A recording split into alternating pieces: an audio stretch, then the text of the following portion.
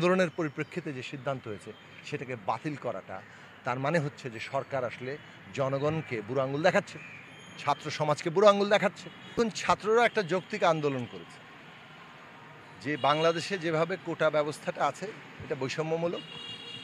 এবং এইভাবে কোটা ব্যবস্থাকে একটা রাজনৈতিক একটা একটা প্রভাব বিস্তারের একটা মাধ্যম হিসেবে ব্যবহার করা হচ্ছে। কাজেই ছাত্ররা 18 সালে এটার বিরুদ্ধে আন্দোলন করেছে এবং ছাত্রদের আন্দোলনের মধ্যে কিন্তু কোটা পুরোপুরি বাতিল করার কথা বলা হয়নি। তারা কোটা ব্যবস্থাটা সংস্কার করার দাবি করেছে। যখন একটা সমাজের মধ্যে কোনো জনগোষ্ঠী পিছিয়ে থাকে নানা কারণে, তখন একটা ভারসাম্য এবং সমতা আনার জন্য কখনো কখনো বিশেষ সংরক্ষণের ব্যাপার থাকতে পারে এবং সেইটার জন্য ছাত্রদের মধ্যে কিন্তু দাবি ছিল যে যে সমস্ত জনগোষ্ঠী পিছিয়ে আছে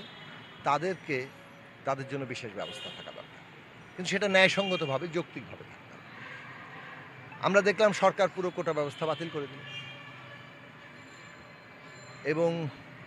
অন্যদের জন্য এই বিশেষ ব্যবস্থা তারা বিশেষ ব্যবস্থা করবেন বলে সেটা বলেছে। তাহলে সেই অনুযায়ী সেটা আয়োজন করা দরকার ছিল। সরকারের পরিপত্র এই সমস্ত আয়োজন সেগুলো দুর্বল রেখে এখন আবার এই বিনা ভোটে ক্ষমতায় বসে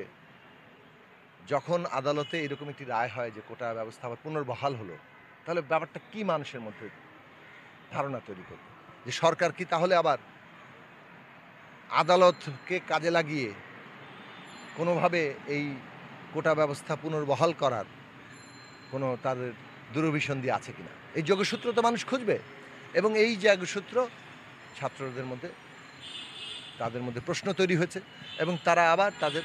দাবি নিয়ে আন্দোলনে নেমেছেন এবং এটা অত্যন্ত ন্যায়সঙ্গত আন্দোলন। এই আন্দোলন তারা বলছেন যে এই সরকারের যে পরিপত্র সেটা বহাল করতে হবে আবার, অর্থাৎ কোটা ব্যবস্থা বাতিল করতে হবে এবং একটা ন্যাশনাল কমিশন করে যদি এই যৌক্তিকভাবে কার জন্য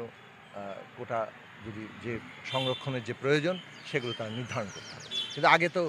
আগের অর্ডারটা বহাল করতে হবে। একটা আন্দোলনের পরিপ্রেক্ষিতে যে সিদ্ধান্ত হয়েছে সেটাকে বাতিল করাটা তার মানে হচ্ছে যে সরকার আসলে জনগণকে বুড়ো আঙুল দেখাচ্ছে,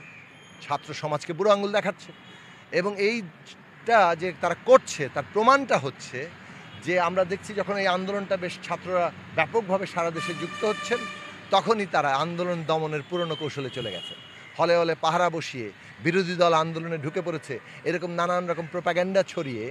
তারা আন্দোলনকে কীভাবে দমন করা যায় ভয় দেখিয়ে ত্রাস সৃষ্টি করে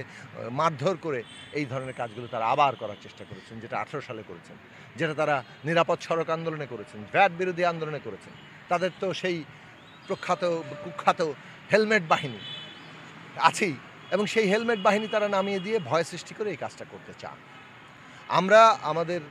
দলের পক্ষ থেকে, গণসংহতি আন্দোলনের পক্ষ থেকে, গণতন্ত্র মঞ্চের পক্ষ থেকে এই কোটা সংস্কারের জন্য ছাত্র সমাজের ন্যায়সঙ্গত আন্দোলন তার প্রতি পূর্ণ সমর্থন জানাই এবং সরকারকে এই সমস্ত নানান পায়তারা নানান দূরভিসন্ধি এগুলো থেকে বেরিয়ে এসে আন্দোলনের যে দাবি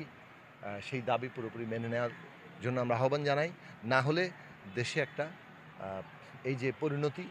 যে বিশৃঙ্খলার দিকে তারা ঠেলে দিতে চাইছে দায়টা পুরো সরকারের।